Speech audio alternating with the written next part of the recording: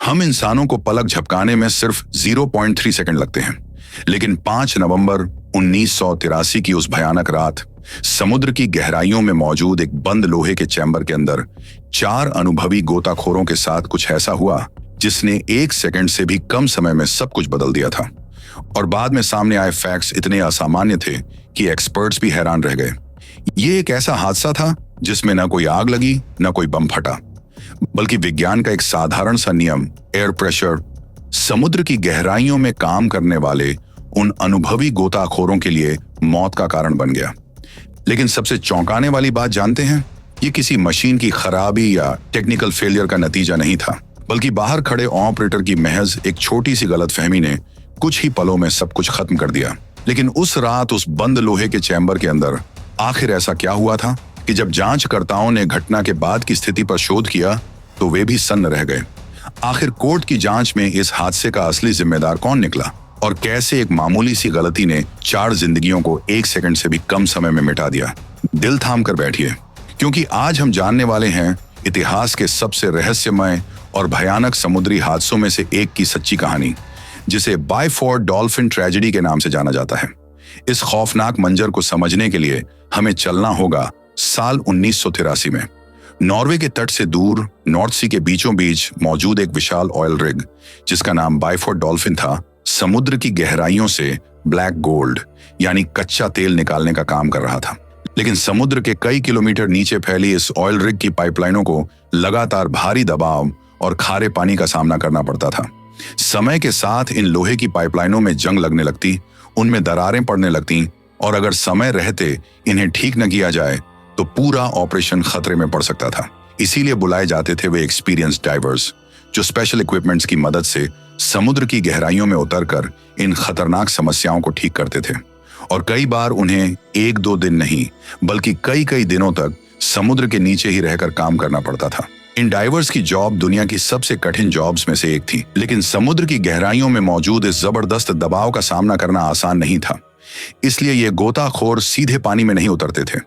वे एक खास तरह के मजबूत लोहे के कैप्सूल में बैठकर नीचे जाते थे। ये लोहे के कैप्सूल इनके लिए टेम्पररी शेल्टर की तरह थे, जिसे डाइविंग बेल कहा जाता है।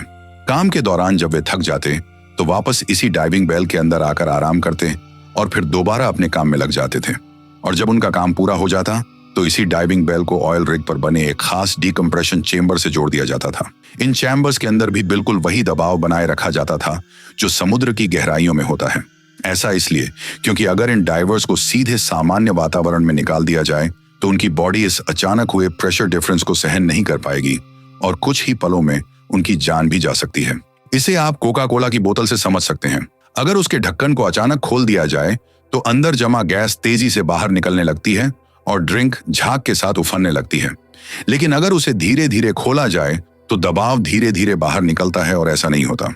ठीक इसी तरह डाइवर्स को समुद्र से निकालकर डिकम्प्रेशर चेंबर्स में ले जाया जाता है और प्रेशर को धीरे धीरे कम किया जाता था ताकि उनका शरीर सुरक्षित रूप से सामान्य वातावरण में वापस आ सके।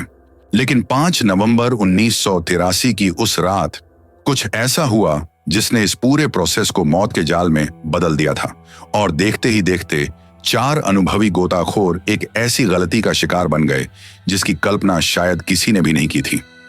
5 नवंबर 1983 की सुबह करीब 4 बजे सब कुछ बिल्कुल सामान्य लग रहा था। 4 डाइवर्स एडविन, रॉय, ब्योर्न और ट्रल्स हफ्तों तक काम करने के बाद वापस अपने चेबर्स में आ चुके थे। वो सब काफी ज्यादा थक चुके थे और बस आराम करना चाहते थे।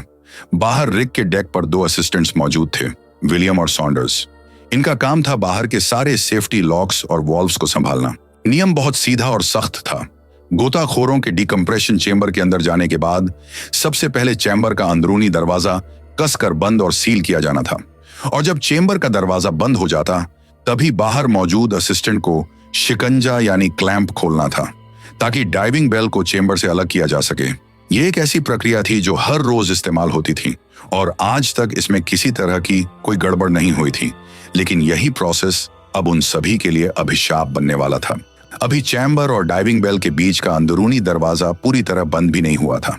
अंदर मौजूद डाइवर्स उसे बंद करने ही वाले थे कि तभी बाहर खड़े एक असिस्टेंट को लगा कि उनका काम पूरा हो चुका है और उन्होंने बिना अंदर देखे, बिना किसी से पुष्टि किए चेंबर और डाइविंग बेल को अलग करने वाले उस भारी मेटल क्लैंप को एक झटके में खोल दिया। और जैसे ही वह क्लैंप खुला, चैम्बर के अंदर मौजूद हाई प्रेशर एक ही पल में बाहर फट पड़ा। यह कोई एक्सप्लोजन नहीं था, यह फिजिक्स का ब्रूटल रिजल्ट था। सब कुछ इतना तेजी से हुआ कि उन चारों डाइवर्स को यह समझने तक का मौका नहीं मिला कि आखिर उनके साथ हुआ क्या है। 1 सेकंड से भी कम समय में चारों की मौत हो चुकी थी। लेकिन इसकी चपेट में बाहर खड़े दोनों असिस्टेंट भी आ गए थे।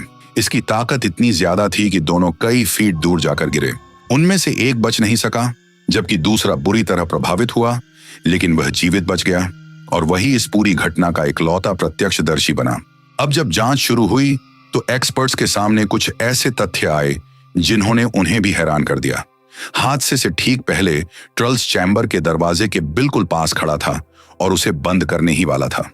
लेकिन जैसे ही वह घटना हुई, दबाव में अचानक आए बदलाव का असर सबसे ज्यादा उसी पर पड़ा। बाद में सामने आई जानकारी के अनुसार उसके साथ जो हुआ उसने रिग पर मौजूद लोगों को भी गहरे सदमे में डाल दिया। अब मार्टिन सॉन्डर्स इस हादसे से बच तो जरूर गया था, लेकिन इस ऑयल रिग की कंपनी ने इस ट्रेजेडी का सारा दोष उसी के ऊपर डाल दिया था। पर सालों तक चली कानूनी लड़ाई और जांच के बाद एक ऐसा सच सामने आया जिसने इस ऑयल रिग कंपनी और बाकी इसी तरह की कई कंपनियों के चेहरे से नकाब को हटा दिया। एक्सपर्ट्स ने पाया कि बायफोर्ड डॉल्फिन पर इस्तेमाल किया जा रहा सिस्टम बेहद पुराना था और उसमें वह सेफ्टी सिस्टम मौजूद नहीं था जो इस तरह की घातक गलती को होने से रोक सकता था। उस समय ऐसी टेक्नोलॉजी उपलब्ध थी जो यह इंश्योर करती थी कि जब तक चैम्बर का दरवाजा पूरी तरह बंद और सेफ न हो जाए तब तक बाहर लगा क्लैंप खुल ही नहीं सकता था। लेकिन बायफोर्ड डॉल्फिन पर ऐसा कोई ऑटोमेटिक सेफ्टी लॉक नहीं लगाया गया था। यानी सॉन्डर्स की एक गलती जरूर थी, लेकिन जांचकर्ताओं के मुताबिक सवाल सिर्फ एक इंसान की भूल का नहीं था। असली समस्या उस सिस्टम में थी जिसने सुरक्षा के बजाय अपने मुनाफे को ज्यादा महत्व दिया। इस हादसे के बाद पूरी दुनिया में कमर्शियल डाइविंग के नियम हमेशा के लिए बदल गए। अब लगभग हर आधुनिक डीकम्प्रेशन चेंबर्स में ऑटोमेटिक सेफ्टी लॉक्स अनिवार्य कर दिए गए हैं ताकि कोई ऑपरेटर चाहकर भी ऐसी घातक गलती न कर सके, ताकि फिर कभी किसी सॉन्डर्स की एक छोटी सी भूल किसी और ट्रल्स की जान न ले सके। आखिरकार साल 2009 में नॉर्वे की सरकार ने स्वीकार किया कि इस त्रासदी के पीछे सिर्फ एक इंसान की गलती नहीं, बल्कि रिग की असुरक्षित डिजाइन और सुरक्षा में गंभीर खामियां भी जिम्मेदार थीं। और इसी के साथ बायफोर्ड डॉल्फिन ट्रेजेडी सिर्फ एक हादसे की कहानी बनकर नहीं रह गई, बल्कि यह एक ऐसी चेतावनी बन गई जो हमें याद दिलाती है कि जब सुरक्षा से ज्यादा महत्व मुनाफे को दिया जाता है तो उसकी कीमत कभी कभी इंसानी जिंदगियों से चुकानी पड़ती है। दोस्तों, आज जब हम और आप अपनी गाड़ियों में पेट्रोल या डीजल डलवाते हैं तो शायद ही कभी सोचते हैं कि इस ब्लैक गोल्ड को समुद्र की गहराइयों से निकालने के पीछे कितने लोग अपनी जान जोखिम में डालकर काम करते हैं।